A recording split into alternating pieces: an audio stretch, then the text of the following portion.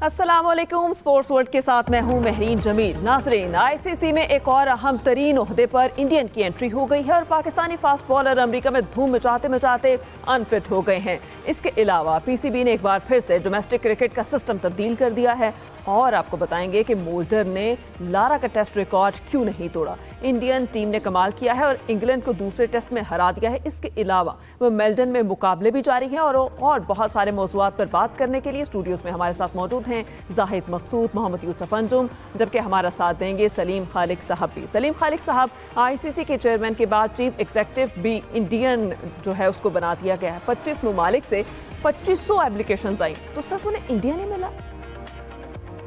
देखिए, Pakistan cricket board के बारे में मशहूर है कि पाकिस्तान क्रिकेट बोर्ड जब किसी की तकर्री करना चाहता है तो उसकी तस्वीर सामने रखता है। जैसे महरीन, अगर आपको किसी पोस्ट पे लेना होगा ना तो आपसे पहले पूछेंगे महरीन आपने कितनी तालीम हासिल की है, आपको कितना एक्सपीरियंस है, क्या क्या आपने काम किया है। जो आप बोलेंगी ना, महरीन ने लिखा मैं मास्टर्स हूँ तो लिखेंगे मास्टर्स चाहिए, महरीन ने लिखा मुझे 4 साल का तजुर्बा, बोलेंगे 4 साल का तजुर्बा, क्योंकि वो पहले डिसाइड हो चुका होता है। ज्यादातर अभी से नहीं, पहले से ही है कि किसको हमें इस पोस्ट पे रखना है। तो आईसीसी में भी अब ऐसा ही हो रहा है, पहले से ही तय होता है। आप कोई 2 महीने या 2.5 महीने पहले, या हो सकता है कि कम वक्त हो, कुछ ये आ चुकी है स्टोरी कि कौन आईसीसी का नया सीईओ आएगा इंडियन क्रिकेट, क्योंकि अब तो आईसीसी को कहते ही यही है कि इंडियन क्रिकेट कौंसिल। तो पहले ही ये डिसाइडेड था कि किसको लेकर आना है, उनकी सब खबरें छप चुकी थी, सब कुछ था। तो 2500 होती या 25,000 एप्लीकेशन होती, आना इनको ही था। और ये सहाफी हैं, एक खुशी की खबर इनके तकर्री से ये है कि एक रिपोर्टर जो है वो आईसीसी का चीफ बन सकता है।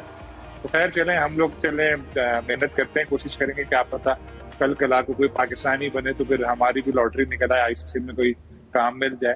बहरहाल अब इसमें कोई हैरानी की बात यूं नहीं है कि इंडियन मीडिया ने ही काफी पहले ये डिस्क्लोज कर दिया था कि कौन आएगा आईसीसी का नया चीफ, और आहिस्ता आहिस्ता करके हर जो शोबा है आईसीसी का उसमें इंडियन भी आते जा रहे हैं।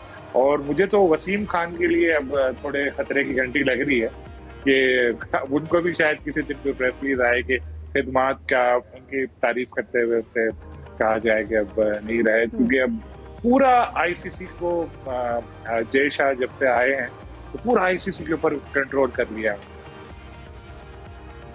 सही। अच्छा जाहिद साहब, जय शाह ऑलरेडी हैं, बड़ा डोमिनेट भी करते हैं, अब एक और इंडियन आ गया तो हमें कितना टफ टाइम मिलेगा और कितना फ़र्क पड़ेगा या नहीं पड़ेगा? देखिए, पाकिस्तान को तो आईसीसी की तरफ से पहले ही टफ टाइम मिलता है। और ये जो आपने अभी इंट्रो में भी कहा कि 25 ममालिक से 2500 दरख्वास्तें थी और 2500 में से उस शख्स का इंतखाब किया गया जो 2-3 माह पहले से इंडियन मीडिया बता चुका था कि इनके लिए राह हमवार की जा रही है और इनको मुंतखब किया जाएगा, तो उनको दोबारा मुंतखब कर लिया गया। जहाँ तक ये तल्लक है कि सिर्फ कम्पिटेंट इंडियन बंदे हैं या सॉफ्टवेयर में या आईटी में बहुत तेज़ हैं, उसकी कलाई भी खुल गई है पाक भारत जंग में, जब जंगी जुनून छाया हुआ था भारत का।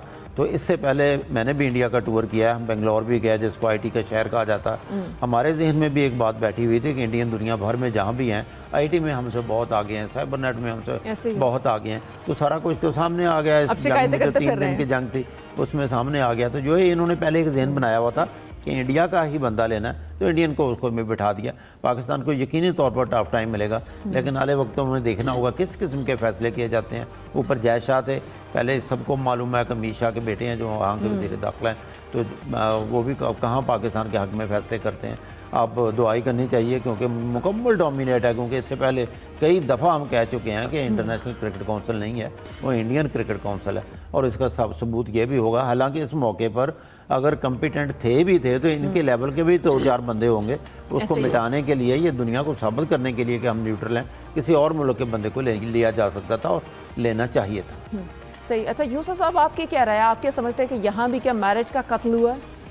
जी बिल्कुल, जिस तरह कहा जा सकता है कि इंडियन क्रिकेट बोर्ड नहीं बल्कि ये पूरा माफिया वो छाया हुआ यहाँ पर। और ये जो 4 रुकनी कमेटी थी उसमें हैरानकुन तौर पर जो उनके सेक्रेटरी थे बीसीसीआई के, वो भी उसका हिस्सा थे। इसके अलावा इमरान ख्वाजा जो डिप्टी चेयरमैन है आईसीसी के, उनका सिंगापुर से ताल्लुक़ है। उनके साथ साथ एक श्रीलंकन जो सदर हैं शिमी सिल्वा, वो भी इस कमेटी का हिस्सा थे जिसने गुप्ता साहब का इंतखाब किया था। और उसके बाद मैं हैरान हूँ कि जो बोर्ड मेंबरान हैं उन्होंने भी इसको ओके किया है।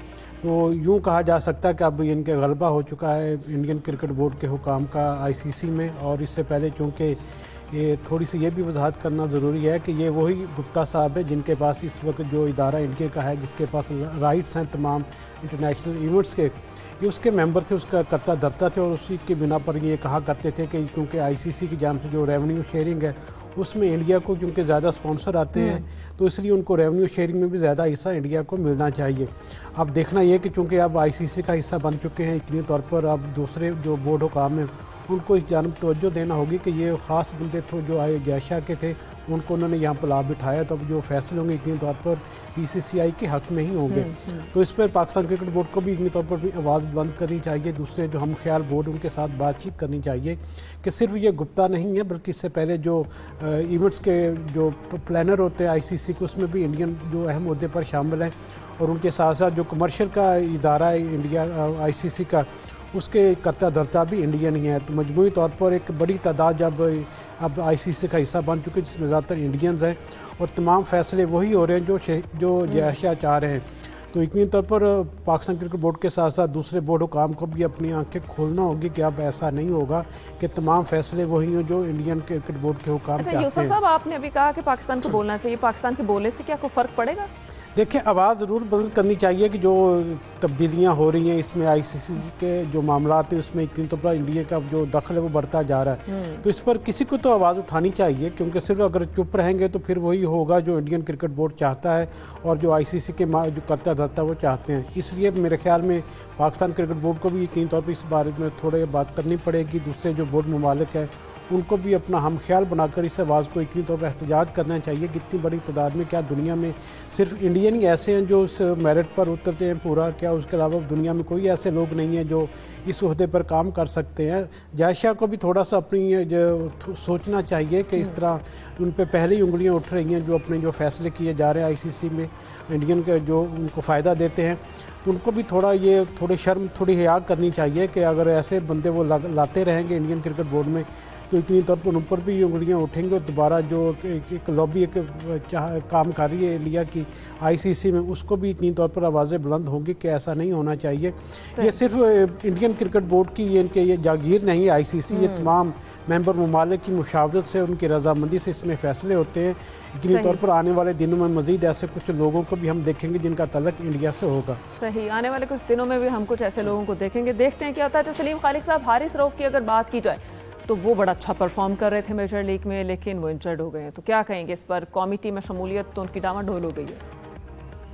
कौमी टीम में शमूलियत उनकी वैसे ही डामाडोल थी इस सीरीज के लिए, जो बांग्लादेश वाली सीरीज है। शायद सेलेक्टर्स उनको रेस्ट कराने का ही सोच रहे थे, लेकिन देखें जो फास्ट बॉलर्स हैं खास तौर पे वो जब लीग्स खेलने जाते हैं तो वहां पर मुसलसल क्रिकेट खेलते हैं, जान लगाते हैं, वो के 12 छोटे करते हैं। इनको हारिस का तो खास तौर पे इतनी आदत भी नहीं है बड़े बड़े स्पेल्स करने की, तो फिर इंजरी का चांस तो बढ़ जाता है। यहाँ इनकी परफॉर्मेंस अच्छी रहेगी, लेकिन जाहिर है कि टीम को इनसे दरकार भी यही होता है। देखें जब भी कोई लीग होती है, आप पीएसएल देख लें, पीएसएल में कौन रेस्ट करता है? सारे प्लेयर जो पाकिस्तान के स्टार हैं सारे मैच खेलते हैं कोई, क्योंकि लीग में रेस्ट का तस्वुर नहीं है। जो आपको पैसे दे के लेकर आ रहा है वो फिर आपसे चाहता है कि आप सारे मैच खेलें और उसको परफॉर्म करके जितवाया। तो ये हारिस भी खेले और जो एक खदशा था, एक धड़का था, वही हुआ कि वो इंजर्ड हो गए। अब यही दुआ करनी चाहिए कि इंजरी उनकी इतनी ज्यादा खतरनाक ना हो कि आगे जाके वेस्ट इंडीज के टूर में भी मसला पड़े, क्योंकि हमारे पास जो फास्ट बॉलर्स हैं उनमें शाहीन को तो अभी जैसे इतना खिला रहे नहीं है, शायद वेस्ट इंडीज के लिए वो आ जाए। लेकिन हारिस का एक उसमें खासतौर पर वाइट बॉल में हमारी जो T20 क्रिकेटर्स में एक अहम किरदार होता है, बाहर के ममालिक में उनकी परफॉर्मेंस अमूमन अच्छी होती है, तो उनका ना होना पाकिस्तान के लिए मसला पड़ सकता है। एक वैसे ही शादाब खान इंजर्ड होकर बाहर हो चुके हैं लंबे अरसे के लिए, अभी हारिस की इंजरी भी एक और पाकिस्तान के लिए अफसोसनाक खबर है। सही। अच्छा जाहिर साहब, आप क्या समझते हैं हारिस की किसको लिया जा सकता है, किसकी किस्मत खुलेगी?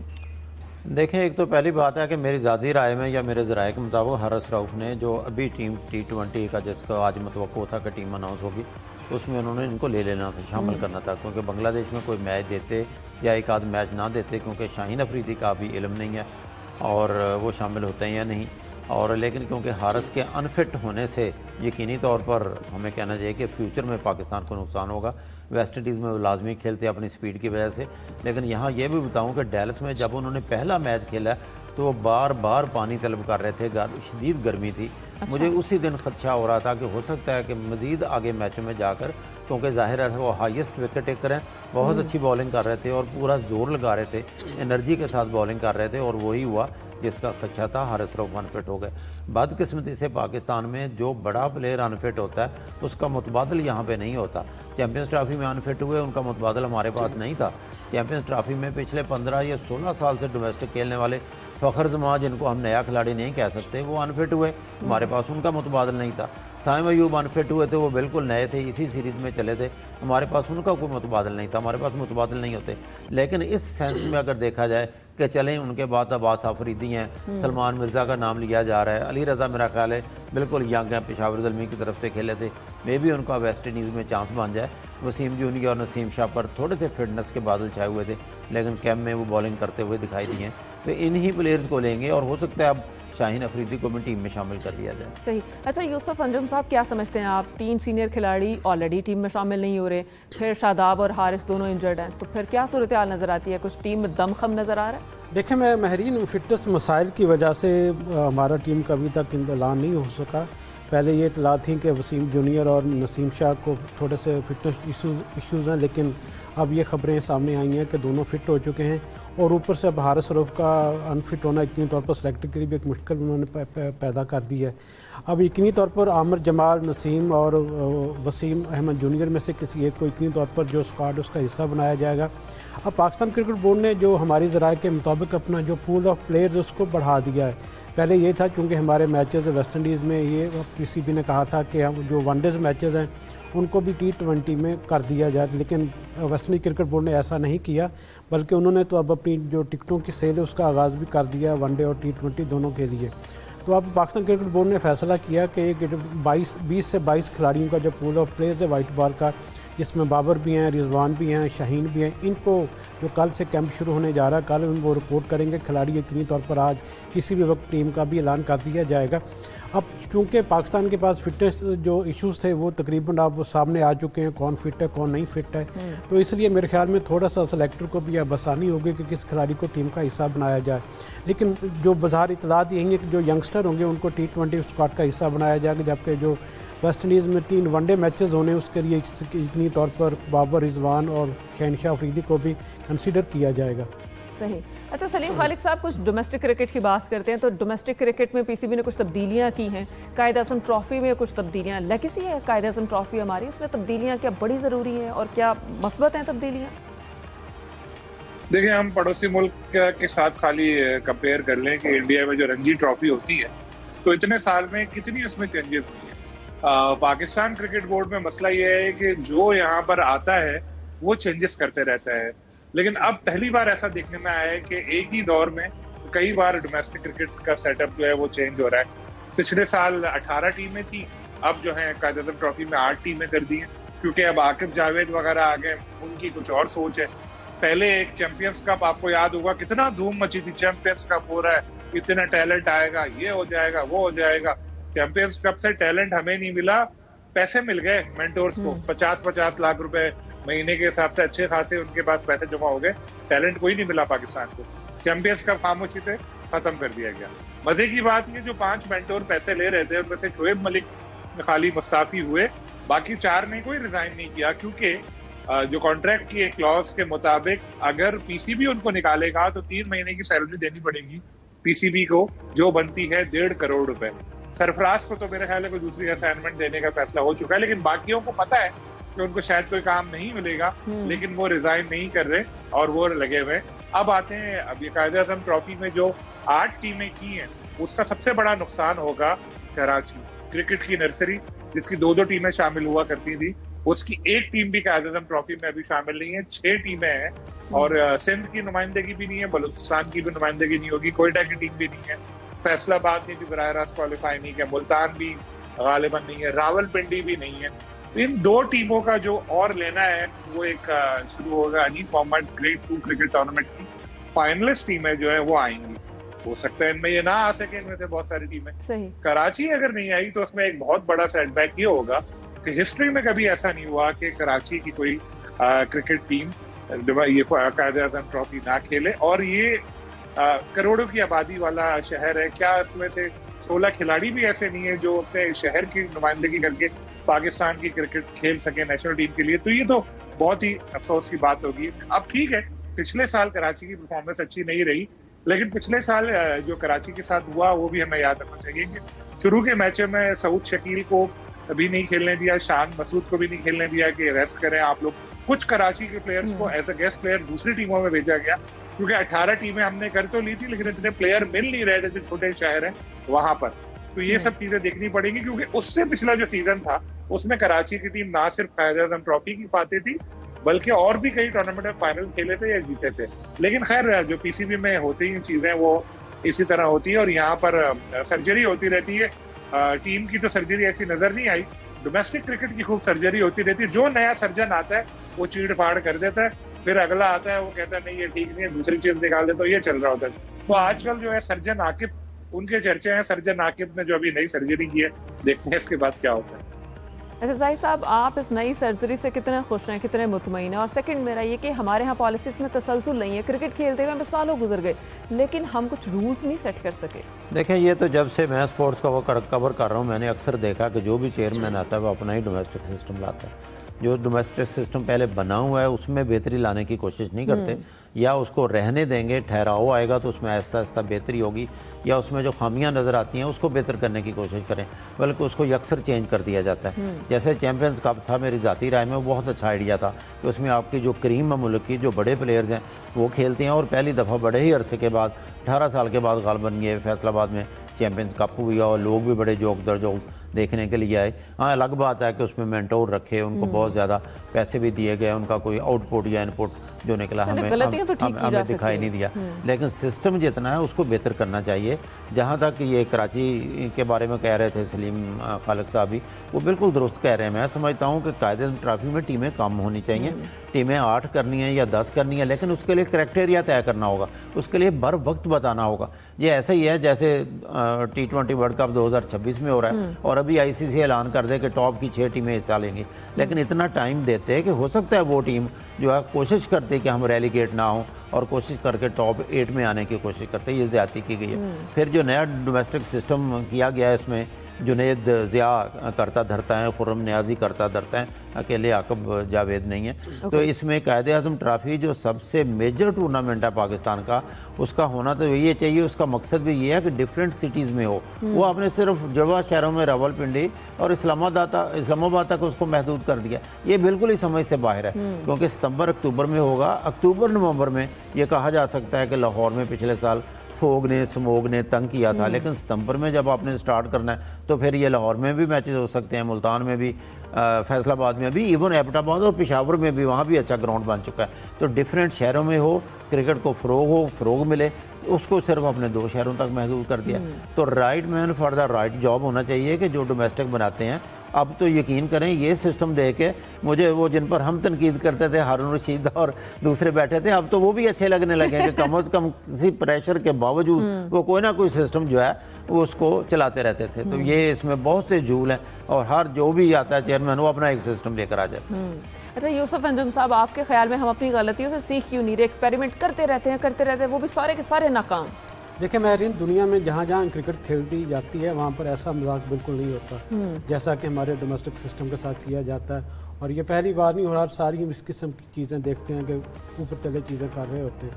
मुझे ये समझ नहीं आती कि इतने सारे आला दिमाग पीसीबी का हिस्सा हैं, तो वो एक सिस्टम बना क्यों नहीं लेते कि भाई ये हमारा इससे निज़ाम होगा जिसके तहत तमाम डोमेस्टिक मैचेस खेले जाएंगे। दुनिया में 1-2 साल की पहले प्लानिंग की जाती है, हमें पता नहीं होता कि कल मैच होना भी है नहीं, और होना भी है तो किन टीमों के दरमियान होना है।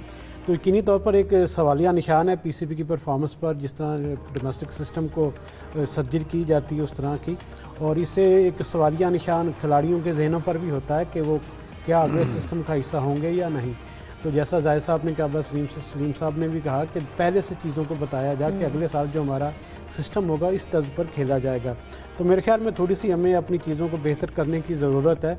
अब जिस तरह चैम्पियन लीग की बात हुई, मेंटोर्स की बात हुई, मेरे ख्याल में एक सिस्टम थोड़ा उसको बेहतर करने की ज़रूरत थी। जो खामियत थी उनको दूर करके बेहतर किया जाता, लेकिन उस सिस्टम को बिल्कुल चेंज कर दिया, उसकी ओवरहालिंग कर दी गई है।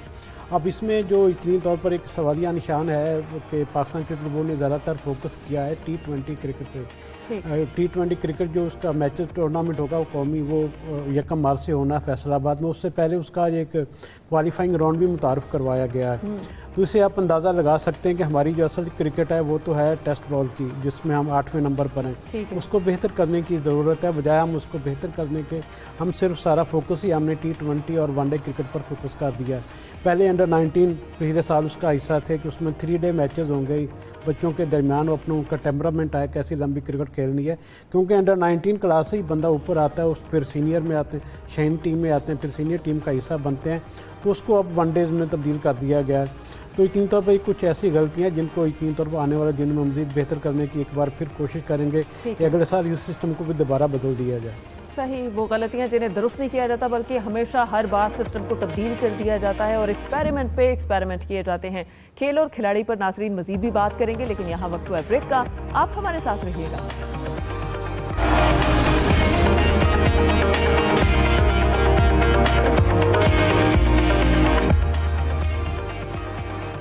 वेलकम बैक नाजरीन। अब कुछ बात करेंगे जिम्बाब्वे और साउथ अफ्रीका के मैच में, जिसमें मोल्डर ने बनाए हैं 367 रन्स, 400 कर सकते थे और फिर उन्होंने इनिंग्स कर दी डिक्लेयर। सलीम खालिक साहब, मोल्डर का फैसला कैसा लगा आपको? बहुत ही बेवकूफ़ी वाला फैसला। क्या इतना अच्छा चांस मिला था लारा का रिकॉर्ड तोड़ने का, पता नहीं उनके जहन में कहते बेचारे जिम्बाब्वे वाले तो इतने मिस्कीन खिलाड़ी हैं, तो 6 तो भी आउट हो चुके हैं इनके, मेरे ख्याल है आज नहीं तो कल हार ही जाना, तो उनको वैसे ही आराम से अपने करते। क्या उन्होंने सोचा ये समझ नहीं आई, लेकिन बहुत जबरदस्त उन्होंने इनिंग खेली। गालिबन 49 चौके उन्होंने लगाए, जो बहुत बड़ी बात है। काफी अरसे बाद ऐसी कोई इनिंग देखने को मिली और हम अपने प्लेयर्स की जाने से तो तरस गए ऐसी बड़ी टेस्ट इनिंग्स के लिए। हालांकि हमारे भी मैचेस होते हैं जिम्बाब्वे से भी, बांग्लादेश से भी, सबके खिलाफ होते हैं, लेकिन अब हो सकता है आगे जाके कोई इंस्पायर हो, कोई इस तरह जाए। हमारे जो टॉप प्लेयर है बाबर, वो भी 22 नंबर पे आ चुके हैं, लेकिन मोल्डर को मौका मिला, कैप्टनसी का भी मौका मिला। महाराज की इंजरी के बाद तो उन्होंने बड़ा जबरदस्त परफॉर्म किया। हालांकि 2 विकेट शुरू में गिर गई थी, लेकिन उन्होंने इसका असर नहीं लिया और फिर पूरे डोमिनेट कर गए हरीफ बॉलिंग पर और इतना बड़ा स्कोर उन्होंने बना दिया। शायद आगे कभी फिर मौका मिल जाए, क्योंकि जिम्बाब्वे, बांग्लादेश, इन लोगों के मैचेस तो होते रहते हैं और आयरलैंड और अफगानिस्तान को भी स्टेटस मिला हुआ, खेलते काम में कभी उनके खिलाफ कोई बन जाए इस तरह का। अच्छा, एक चीज वो रह गई थी, बिल्कुल वो जाहिर साहब ने बिल्कुल सही निशानदेही की थी, जो अब्दुल्ला साहब हैं डोमेस्टिक क्रिकेट वाले, वो डीसी जंग शायद हुआ करते थे, वो हैं, और जुनैद ज़िया, उनका भी इसमें किरदार है, तो आकिब के साथ वो भी इसमें बिल्कुल शामिल हैं। Thanks for correction. सही। अच्छा जाहिर साहब, आपको ये फैसला मोल्डर का कैसा लगा? आप उसकी जगह होते तो क्या करते? देखिए, मोल्डर के इस फैसले से ना मुझे जावेद मियांदाद की इनिंग्स याद आ गई है। उस वक्त खैर हम स्पोर्ट्स जर्नलिज्म में तो नहीं थे और 82-83 की गालबन बात है, हैदराबाद में इनिंग्स थी, इमरान खान कैप्टन थे और 280 रन बनाए थे, जो जावेद मियांदाद के टेस्ट में हाईएस्ट रन हैं, और नॉट आउट थे तो इमरान खान ने वो इनिंग्स डिक्लेयर कर दी थी। इसके बाद बहुत तनकीद हुई थी इमरान खान पे कि उनको 300 रन ट्रिपल सेंचुरी करने का मौका देना चाहिए था, और इमरान खान का मौका था कि मैं ट्रिपल सेंचुरी के बजाय मैंने मैच जीतने को तरजीह दी और पाकिस्तान वो मैच जीत गया था। मोल्डर की यहाँ तक बात है, क्योंकि बयान मोल्डर ये बताऊँ कि इस मैच में कैप्टन है साउथ अफ्रीका के और 367 बनाए उन्होंने। तेज़ तरीन दूसरी जो है वो ट्रिपल सेंचुरी बनाई, इससे पहले वीरेंद्र सहवाग ने बनाई थी तेज़ तरीन ट्रिपल सेंचुरी। 367 पर थे, 626 रन थे। ये दुरुस्त बात है कि अगर थोड़ा से दौर खुद तेज़ खेलते, खुद कप्तान थे तो तोड़ सकते थे। मे भी, क्योंकि माजी में 1-2 दफ़ा ये वाक़यात हुए हैं कि कोई खिलाड़ी दूसरे को कहता है कि वो बहुत बड़ा खिलाड़ी है और मुझसे बड़ा खिलाड़ी है, मैं उसका रिकॉर्ड नहीं तोड़ना चाहता। मे भी उनके ये जहन में ये हो, लेकिन आधा घंटा अगर और खेलते तो जिस स्पीड से वो खेल रहे थे वो ब्रायन लारा का 400 रन का रिकॉर्ड तोड़ सकते थे। ये सेकंड प्लेयर हैं 311 रन जिन्होंने ट्रिपल सेंचुरी की है। इससे पहले हाशिम आमला ने इंग्लैंड के खिलाफ की थी, लेकिन ब्रायन लारा का रिकॉर्ड इस सेंस में फिर भी कायम ही रहता कि उन्होंने मजबूत तरीन ड्रीम इंग्लैंड के खिलाफ किए थे वो 400 रन, और ये जाहिर है जिम्बाब्वे कमजोर टीम है। स्ट्राइक रेट तो ठीक था उनका, 100+ था। ये यकीनन, क्योंकि ब्रायन लारा बहुत बड़े प्लेयर थे तो आज तक भी उनकी इनिंग्स को याद किया जाता है, और मोल्डर जो है वो साउथ अफ्रीका के खिलाफ खेल रहे हैं। अच्छा यूसुफ साहब, आपके ख्याल में क्या वाकई यही बात होगी कि लारा का रिकॉर्ड जानबूझ के नहीं तोड़ा उन्होंने? देखिए, इनका जो फैसला है तो सभी इस पर हैरानगी का इजहार कर रहे हैं कि हाँ, लोग तो ये तो कर रहे थे कि आज जो एक नई हिस्ट्री कायम होगी टेस्ट क्रिकेट में। लोग ब्रायन लारा का रिकॉर्ड टूटता हुआ देख रहे थे, लेकिन हैरानकुन बिल्कुल डिसीजन था। हमें भी समझ नहीं है कि उन्होंने ये डिसीजन क्यों लिया। जैसा जाहिर साहब ने भी कहा कि थोड़े से टाइम में अगर उनको आधा घंटा और मिल जाता, ले लेते हो बतौर कप्तान, तो इतनी तौर पर ये एजाज़ हासिल कर सकते थे। इतनी बड़ी इनिंग्स खेलना, इतनी शानदार इनिंग्स खेलने के बाद इस तरह जिस तरह उसका अख्ताम किया, इतनी तौर पर एक सवालिया निशान छोड़ गया। हो सकता है खेल खेल के थक गए और फिर रिकॉर्ड वाला उनके माइंड से निकल गया, बैठे हुए थे, ब्रायन लारा का रिकॉर्ड टूट गया। देखें, ये बहुत ही एक हिस्टोरिक मोमेंट होते अगर ये चीज़ें हो जाती, लेकिन हो सकता है कि उनके बतौर कप्तान जहन में कुछ और चल रहा हो। जहाँ तक आपने बात की कि शायद थक गए हो, ऐसा बिल्कुल नहीं हो सकता, क्योंकि उन्होंने अपनी इनिंग्स में 48 चौके थे, 4 छक्के भी लगाए। और इस तरह के जो परफॉर्मेंस होती है, इस तरह की जो परफॉर्मेंस होती है, हर खिलाड़ी का एक ख्वाब होता है कि वो ऐसी अपने करियर में इनिंग्स खेले। और जिस तरह की आज मोल्डर ने उसको मौका मिला था कि वो 400 रन तक जाते, क्योंकि इससे पहले ब्रायन लारा ने स्कोर किए थे 400 रन, फिर उसके बाद मैथ्यू हैदन का नाम आता है, 380 रन उन्होंने जोड़े थे। तो कम से कम और कुछ नहीं तो अपने अगर हम वतन का ख्याल, वैसे ब्रायन लारा का ख्याल रखना भी था उन्होंने, तो फिर उनको क्या बात थी कि जो मैथ्यू हैदन का 380 रन का रिकॉर्ड है उसको वो कायम कर ख़त्म कर देते। लेकिन मोल्डर की जानिब से जो फैसला किया गया, इसमें यकीनी तौर पर एक सरप्राइज़ ही कहा जा सकता है। इसका सवाल तो यकीनी तौर पर आज जब खेल ख़त्म होगा तो उनसे लोग पूछेंगे, जो ख़ासतौर पर वहाँ पर प्रेजेंटर होगा वो पूछेगा कि आपने इतने रन करने के बाद 400 रन की तरफ क्यों नहीं गए। तो तो उसका जो सवाल का जवाब है हमें शाम तक मिल जाएगा। सही, शाम तक इंतज़ार करना पड़ेगा, शायद हमें जवाब मिल जाए। सलीम खालिद साहब, बात करेंगे इंडिया और इंग्लैंड के मैच की। अब तो इंडिया ने बड़े बुरे तरीके से शिकस्त दी है इंग्लैंड को और उनके घर पर दी है, तो क्या कहेंगे इस पर? बिल्कुल, एडजस्टन में तो इंडिया की टीम पहले कभी जीती भी नहीं थी, या एक आध मैच जीती थी। इसको तो मजबूत किला कहा जाता था इंग्लैंड का, लेकिन जिस तरह से उन्होंने परफॉर्म किया बहुत जबरदस्त। और बिल्कुल जो इनकी क्रिकेट कही जाती है, मैकुलम के आने के बाद जो एक नई क्रिकेट लेकर आए थे, जारहाना बेसबॉल, वो तो बिल्कुल उन्होंने उसको उस मैच में बिल्कुल ही नीचे कर दिया। इस चीज पर बिल्कुल टीम का परफॉर्मेंस इंग्लैंड की खराब रही। अगर हम देखें खासतौर पर उनकी जो बॉलिंग है, इतने रन बनवा रहे हैं और फिर बैटिंग में भी इस तरह से परफॉर्म नहीं कर सके, जो बाद में स्मिथ थोड़े बहुत कर रहे थे। लेकिन जिस तरह टॉप ऑर्डर दोनों इनिंग में उनकी फ्लॉप रही, इतना अच्छा परफॉर्म नहीं कर सके, ये बड़ा एक अहम रीजन था। इसके अलावा उनके जो कैप्टन उन्होंने खुद ही बात बोली वेन स्टोक्स से, उन्होंने कहा कि ये इंग्लैंड से ज्यादा एशियन पिच लग रही थी, तो पिच बनाने में गलती हो गई, टॉस के मामले में डिसीजन लेने में तो गलती हुई, काफी गलतियां की। पहला मैच जीतकर इंग्लैंड की टीम बहुत जबरदस्त जीते थे, नो डाउट। एक ही दिन में उन्होंने 350 प्लस रन बनाकर मैच जीते थे। शायद थोड़ा ओवर कॉन्फिडेंट हो गया, क्या हुआ जिसकी वजह से दूसरे मैच में अपनी परफॉर्मेंस का मैयार बिल्कुल बरकरार नहीं रख सके। खैर, अभी 3 मैचेस बाकी हैं और एक बड़ी टक्कर की सीरीज हो रही है। आगे भी हमें इंटरेस्टिंग मैचेस देखने को मिलेंगे। सही, इंटरेस्टिंग मैचेस आगे भी देखने को मिलेंगे। जाहिर साहब, आपका क्या ख्याल है? कुछ लोग ये भी कहते हैं कि इंग्लैंड ड्रॉ की तरफ जा सकता था, लेकिन नहीं किया, उसने हारना पसंद किया। देखिए, आउट क्लास किया शुभमन गिल की टीम ने, और ख़ास तौर पर शुभमन गिल ने तो रिकॉर्ड भी बनाई। आपको याद है, पहली इनिंग्स में डबल सेंचुरी बनाई, दूसरी इनिंग्स में उन्होंने सेंचुरी बनाई। और तमाम जो उनके माहिरीन हैं इंडिया के, दिनेश कार्तिक, इरफान पठान, रवि शास्त्री, सबको उन्होंने गलत साबित कर दिया। उन पर तनकीद हो रही थी कि आप जो है कुलदीप यादव को शामिल करें, जो सबसे अच्छे स्पिनर हैं, उन्होंने शामिल नहीं किया। उन्होंने आकाशदीप को शामिल किया, जिनको IPL में अच्छी खासी मार पड़ती है, और उन्होंने ज़िंदगी में 5 विकेटें नहीं ली। यहाँ पे वो 10 विकेटें ले गए। दोनों आउट क्लास खेले। ओवरऑल देखा जाए, मेरा मकसद यहाँ ये कहना नहीं है कि इंडिया की कामयाबी को थोड़ा करके पेश किया जाए, बहुत अच्छा खेले हैं, लेकिन मेरा ख्याल है कि इंग्लैंड ये मैच हारा है इंग्लैंड के इंडिया के जीतने के साथ साथ, क्योंकि कई मौके ऐसे आए थे जब वो इस पॉलिसी के तहत खेलते हैं कि हमने मैच को ड्रा करना है। तो वही जो ब्रेंडन मैकलम ने अपनी प्रेस कॉन्फ्रेंस में कहा कि एक तो टॉस जीतकर हमने जो फैसला किया, वहीं पे हम मैच हार गए कि हमने वो गलत फैसला किया। उसके बाद ब्रेंडन मैकलम की ये भी पॉलिसी है कि मैच ड्रा नहीं करना, हमने हमेशा से जीत के लिए जाना है। तो ये भी गलत है। मैच अवेयरनेस की थोड़ी कमी दिखाई दी है, और फिर इनके जो बड़े बड़े खिलाड़ी हैं वो भी आउट ऑफ फॉर्म दिखाई देते हैं। अच्छा, यूसुफ अंजुम साहब, आप क्या समझते हैं, इंग्लैंड कहाँ गलतियाँ की हैं? देखें, बेहतर प्लानिंग की थी इंडिया ने, और यकीन तौर पर उन्होंने पहला मैच हारने के बाद जिस तरह वो उन्होंने परफॉर्मेंस उनकी रही थी, जिसमें ख़ास तौर पर अगर उनके मिडल ऑर्डर की बात की जाए तो कभी 33 रन पे 6 विकेटें गिर गई, कभी 27 रन के अंदर 6 विकेटें गिर गई। तो इस दफ़ा समझते हैं कि इस मैदान पर उनका जो कमबैक था वो निस्बतन बेहतर प्लानिंग के साथ वो आए थे। और जिस तरह शुभमन गिल ने उसकी मैच की बुनियाद रखी, तो मेरे ख्याल में उससे पूरी एक जो इंडियन टीम थी उसको हौसला मिला। और ख़ास तौर पर अब ये बातें भी होना शुरू हो गई हैं कि जो इंग्लैंड के माहिरीन वो ये कहते हैं कि हमारी जो पिचेस इसको अब दोबारा से रीवैम्प करने की ज़रूरत है, क्योंकि अगर हम अपने एडवांटेज नहीं दे पाते, दूसरी टीम आकर लेती है, यकीनी तौर पर ये एक सवालिया निशान है पिचेस बनाने वालों पर। और इस क्योंकि ग्राउंड पर पहली ये विक्ट्री थी, तो यकीनी तौर पर अब कोशिश होगी कि इंग्लैंड की टीम अगले मैच में दोबारा जो गलतियां उन्होंने इस मैच में की हैं, ख़ासतौर पर जिस तरह उनकी लंबी पार्टनरशिप ना होना और शुभमन गिल को आउट करने में नाकामी का सामना उनको करना पड़ा, थोड़ी सी उनकी फील्डिंग के हवाले से भी वजूहात थी जिनके ड्रॉप कैचेस की वजह से थोड़ा उनको नुकसान हुआ। यकीनी तौर पर आने वाले जो मैचेस होंगे इनमें इंग्लैंड की टीम एक बेहतर, हम समझते हैं कि बेहतर टीम के तौर पर नज़र आएगी। सही, इंग्लैंड ने आज के मैच में बहुत सारी गलतियां की हैं और इंग्लैंड की पॉलिसीज़ भी कुछ खास बेहतर नहीं रही हैं। आज के जो शो से हमें इजाज़त दीजिए, तमाम मेहमानों का बहुत शुक्रिया, खुदा हाफिज़।